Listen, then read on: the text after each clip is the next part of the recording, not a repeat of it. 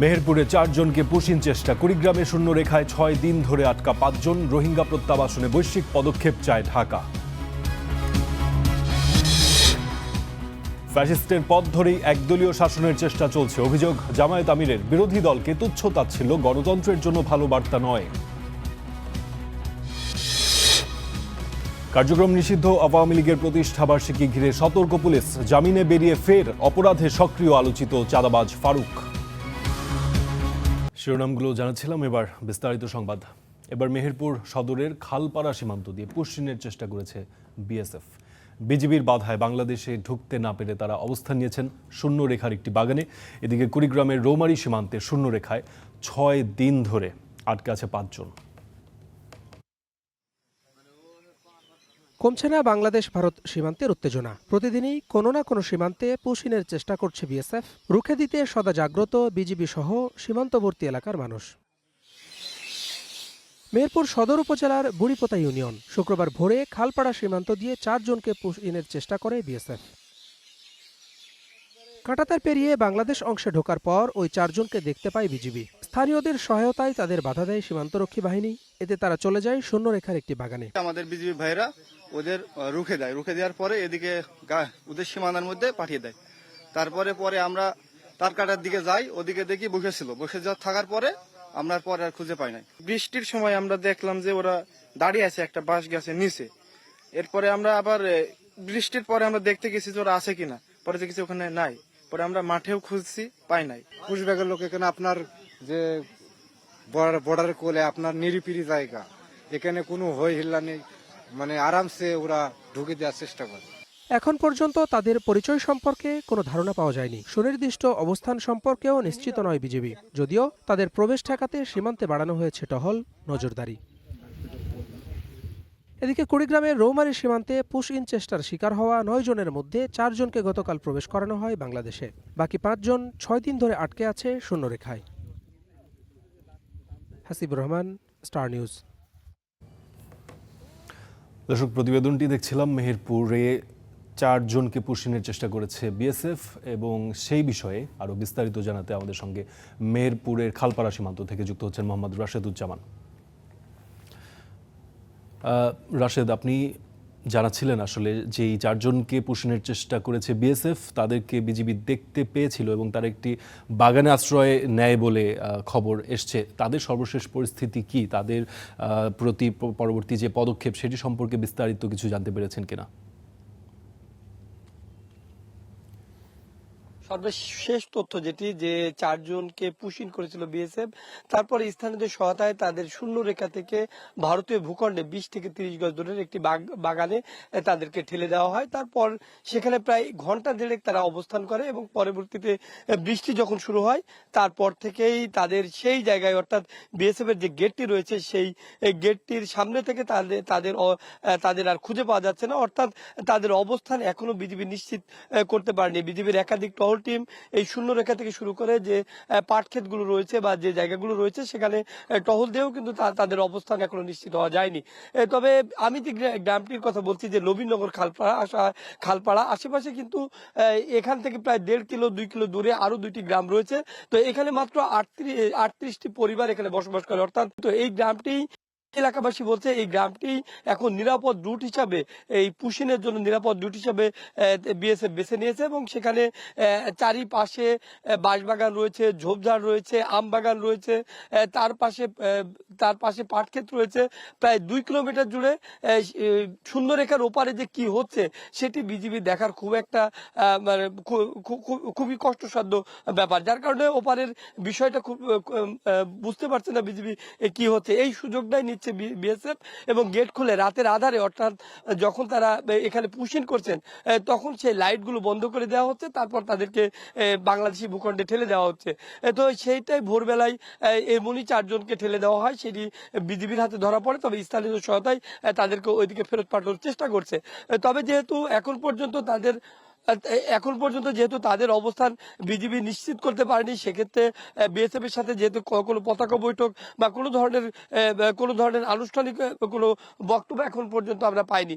তবে যে বিষয়টি বলা হচ্ছে যে অন্যদিন সচরাচর এই গেটটি খোলা হয়, তবে আজকে কিন্তু গেটটি খোলা হচ্ছে না এবং বিএসএফও এই পাশে আসছেন না। তো এই অবস্থা একবারে থমথমে অবস্থা বিরাজ করছে। এই ছিল এখানকার এই সীমান্তের সর্বশেষ পরিস্থিতি। ফারদিন, বেশ শঙ্কাজনক পরিস্থিতি। রাশেদ, আপনাকে ধন্যবাদ আমাদের সঙ্গে যুক্ত হওয়ার জন্য। রোহিঙ্গা প্রত্যাবাসনে জোরালো বৈশ্বিক পদক্ষেপের আহ্বান জানিয়েছেন পররাষ্ট্র প্রতিমন্ত্রী শামা ওবায়দ ইসলাম। বৃহস্পতিবার জাতিসংঘ সদর দপ্তরে এক উচ্চ পর্যায়ের প্যানেলে এই আহ্বান জানিয়েছেন তিনি। অনুষ্ঠানের সাইড লাইনে ভিয়েতনামের উপপররাষ্ট্রমন্ত্রী ডক্টর নগুয়েন মিন ভুর সঙ্গেও দ্বিপাক্ষিক সহযোগিতা নিয়ে আলোচনা করেন। বৃহস্পতিবার নিউ ইয়র্কে জাতিসংঘ সদর দপ্তরে ইকোনমিক অ্যান্ড সোশ্যাল কাউন্সিলের উচ্চ পর্যায়ের প্যানেলে বাংলাদেশের প্রতিনিধিত্ব করেন পররাষ্ট্র প্রতিমন্ত্রী শামা ওবায়দ। এ সময় তিনি বিশ্ব নেতাদের প্রতি বেসামরিক জনগণের সুরক্ষা নিশ্চিত, আন্তর্জাতিক মানবিক আইন সমুন্নত রাখা ও রোহিঙ্গা প্রত্যাবাসনের লক্ষ্যে আরও কার্যকর পদক্ষেপের আহ্বান জানান। রোহিঙ্গা সংকট সমাধানে আন্তর্জাতিক সহায়তা অব্যাহত রাখতে হবে। রোহিঙ্গার নারী ও কিশোরীদের উপর চলমান অর্থায়ন সংকটে নেতিবাচক প্রভাব পড়ছে। রোহিঙ্গা সংকটের টেকসই সমাধানে আন্তর্জাতিক সহায়তা অব্যাহত রাখা জরুরি। রোহিঙ্গাদের দ্রুত, নিরাপদ ও মর্যাদাপূর্ণ প্রত্যাবর্তনের জন্য আন্তর্জাতিক সম্প্রদায়ের সক্রিয় ভূমিকা প্রয়োজন। পররাষ্ট্র প্রতিমন্ত্রী আন্তর্জাতিক মানবিক আইন লঙ্ঘনে জবাবদিহিতা নিশ্চিত, সংঘাত প্রতিরোধে বিনিয়োগ এবং মানবিক শান্তি ও উন্নয়ন কার্যক্রমের মধ্যে সমন্বয় জোরদারের উপর গুরুত্বারোপ করেন। এছাড়াও প্রযুক্তি নির্ভর হয়রানি বন্ধে উদ্যোগ গ্রহণের আহ্বান জানান। নারী ও কিশোরীদের প্রযুক্তি নির্ভর হয়রানি ও অপব্যবহার বেড়েছে। এসব রোধে একটি বৈশ্বিক প্ল্যাটফর্ম প্রতিষ্ঠা প্রয়োজন। প্যানেলের সাইড লাইনে শামা ওবায়দ ভিয়েতনামের উপপররাষ্ট্রমন্ত্রী নগুয়েন মিন ভুর সঙ্গে সৌজন্য সাক্ষাৎ করেন। বৈঠকে পারস্পরিক স্বার্থ সংশ্লিষ্ট বিষয়, দ্বিপাক্ষিক ও বহুপাক্ষিক সহযোগিতা জোরদারের গুরুত্ব দেয় ঢাকা হ্যানয়। আগামী 20 জুন নিউ ইয়র্ক থেকে পররাষ্ট্র প্রতিমন্ত্রীর দেশে ফেরার কথা রয়েছে। নূরে জান্নাত, স্টার নিউজ, ঢাকা। ফ্যাসিস্টদের পথ ধরেই দেশে একদলীয় শাসন ব্যবস্থা কায়েমের চেষ্টা চলছে। নারায়ণগঞ্জে কর্মী সম্মেলনের প্রধান অতিথির বক্তব্যে এই অভিযোগ আনেন জামায়াত আমির ও বিরোধী দলীয় নেতা শফিকুর রহমান। সংসদে বিরোধী দলকে তুচ্ছ তাচ্ছিল্য করে দেয়া বক্তব্য গণতন্ত্রের জন্য ভালো বার্তা নয় বলেও মন্তব্য করেছেন তিনি। দেশের রাজনৈতিক ও অর্থনৈতিক পরিস্থিতি নিয়েও সরকারের কড়া সমালোচনা করেছেন। নারায়ণগঞ্জের কেন্দ্রীয় ঈদগাহ ময়দান জামাত ইসলামী মহানগরীর উদ্যোগে অনুষ্ঠিত হল কর্মী সম্মেলন। সম্মেলন ঘিরে শুক্রবার সকাল থেকে ময়দানে জড়ো হতে থাকেন দলটির নেতাকর্মী ও সমর্থকরা। সম্মেলন ঘিরে তৈরি হয় উৎসবমুখর পরিবেশও। এখানে উপস্থিত আছেন আমাদের শহীদ পরিবারের সম্মানিত ভাইরা। এতে প্রধান অতিথি হিসেবে বক্তব্য দেন জামাতের আমির ও বিরোধী দলীয় নেতা শফিকুর রহমান। বক্তব্যে তিনি দেশের রাজনৈতিক ও অর্থনৈতিক পরিস্থিতি নিয়ে সরকারের কড়া সমালোচনা করেন। কারণ সরকার গঠন করার আগে এবং পরে আপনারা তো চাঁদাবাজদের হাত আপনারা আটকাইতে পারেন নাই। একটা চাঁদাবাজকে আপনারা শাস্তির আওতায় আনেন নাই। ঘুষ দুর্নীতি বন্ধ করেন নাই, বরঞ্চ তার মিটার আগের থেকে বেড়ে গেছে। যদি এই অবস্থা জারি থাকে তাহলে জনগণের জায়গায় তার ভাগ্য নিয়ে কুমড়ি খাবে।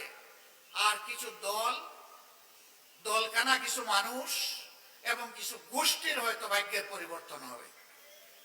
বাংলাদেশ আর এটা দেখতে চায় না। জামাত আমির অভিযোগ করেন দেশে একদলীয় শাসন ব্যবস্থা কায়েমের চেষ্টা চলছে। একই সঙ্গে জাতীয় সংসদে বিরোধী দলকে তুচ্ছ তাচ্ছিল্য করে দেওয়া বক্তব্য গণতন্ত্রের জন্য ইতিবাচক বার্তা বহন করে না বলেও মন্তব্য করেন তিনি।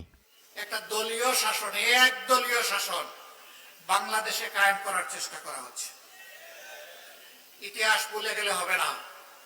শেখ মুজিবুর রহমান সাহেব একদলীয় বাকশাল কায়েম করেছিলেন না, অর্ধ বছরও ক্ষমতায় থাকতে পারেননি এরপরে।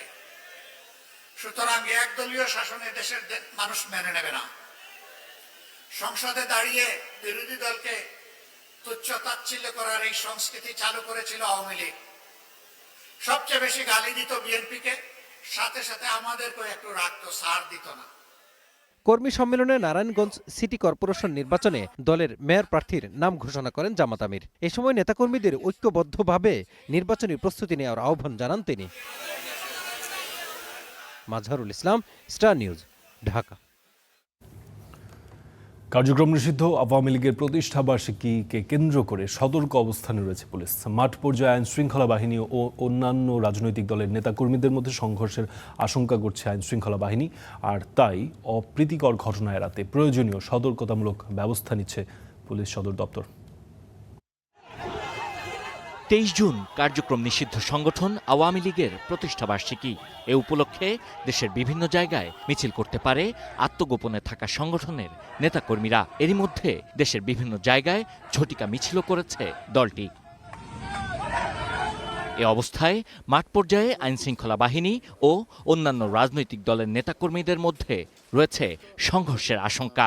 অপ্রীতিকর ঘটনা এড়াতে প্রয়োজনীয় সতর্কতামূলক ব্যবস্থা নিতে চিঠি দিয়েছে পুলিশ সদর দপ্তর, আর বাড়তি সতর্কতার কথা জানিয়েছে ডিএমপি।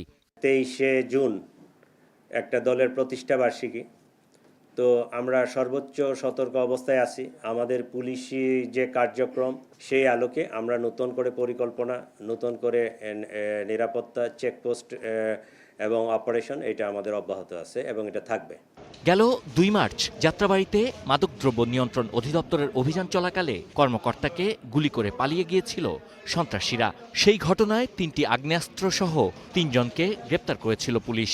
ওই সময় উঠে আসে ওয়ারি এলাকার পুলিশের তালিকাভুক্ত শীর্ষ সন্ত্রাসী সজল ওরফে অটো সজলের নাম। 3 মাসের চেষ্টায় অবশেষে 3 সহযোগী সহ সজলকে গ্রেপ্তার করেছে পুলিশ। পরিবহনের মনে হেল্পার বা এই টাইপের, কিন্তু তার আড়ালের কাজটা হচ্ছে সে সন্ত্রাসী মাদক ব্যবসায়ী। 4টি ম্যাগজিন, 77 রাউন্ড তাজা গুলি, 59 গ্রাম হেরোইন, অপরাধমূলক কর্মকাণ্ডে ব্যবহৃত 4টি বিভিন্ন ব্র্যান্ডের মোবাইল উদ্ধার করে জব্দ করা হয়। পুলিশের ধারণা উদ্ধার হওয়া অস্ত্র দুটি পুলিশের লুট হওয়া অস্ত্র।